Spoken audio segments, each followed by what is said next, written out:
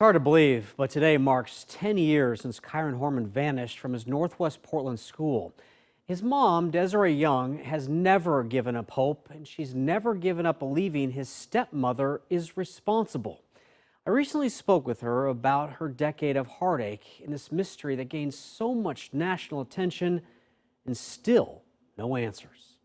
When Kyron Horman vanished from Skyline School on June 4th, 2010, it was treated as a missing persons case for 9 days. On the 10th day, his mom, Desiree Young, stepfather Tony, his father Kyron Horman, and stepmother Terry Moulton Horman filed into a church across the street as investigators announced the case had become a criminal investigation. Would you have to find Kyron before you would make an arrest? No. 3,644 more days have gone by since the sheriff answered that question. No one has been arrested. There's no sign of Kyron. No relief for his mom. Every morning I wake up, I think, we're still here. Kyron's still not home. We didn't get the call in the middle of the night, and I just can't believe it. And I have to talk myself into getting up and doing it all over again another day, to keep fighting for him and to make sure that we get answers. Desiree and Kyron Horman have never stopped trying to get answers from Kyron's ex-wife. Terry is the last known person to see Kyron when she dropped the 7-year-old off at school and took this picture of him and his science project. Detectives have never named her as a suspect, but Terry's own lawyer and a judge have called her a suspect in court papers.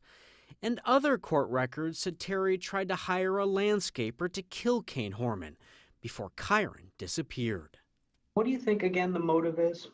I believe that she strategically did something that would take out me, Kane, the teacher, the principal at the school. She was angry at a lot of people that day, and she, in one move, did all of that. So, I'll give her credit for coming up with something that could hurt all of us. I did not kill him. I did not kidnap him, and I just want him found. Terry has said little through the years. In 2016, she told Dr. Phil she failed 2 lie detector tests while blaming a hearing problem for one and a rushed examiner on the other, while walking out on a 3rd test. Fact is, I don't know where he is. I don't know who has him. I do not know if he's alive, if he's being held captive. In a new documentary on the Investigation Discovery Channel, Desiree says detectives shared incriminating emails with her written by Terry. You see her put in writing how she hates Kyron and wishing that he would just die. This is constant trauma and constant grief. A year ago, Desiree held this press conference announcing detectives narrowed the search for Kyron to less than 100 acres in a few locations, but didn't reveal where those are. Today, she says there have been other promising leads, and she's hopeful a new book, written by best-selling author Rebecca Morris, will remind the world Kyron is still missing. It's 10 years. 10 years is a big marker. It's not that we don't know who did this. This is not a stranger that walked into the school that day and took Kyron. It's Terry. She was with him. She walked out of the school with him, and she took him from our lives. So tonight, Desiree is holding a vigil for Kyron at the church across the street from Skyline School, the same church where in that video you saw the family file in for their initial press conferences. That vigil starts at 7:30. Now, of course, we reached out to Terry Horman's lawyer, who said, hey, we'd like to do an interview with you or Terry. He said that would not be happening.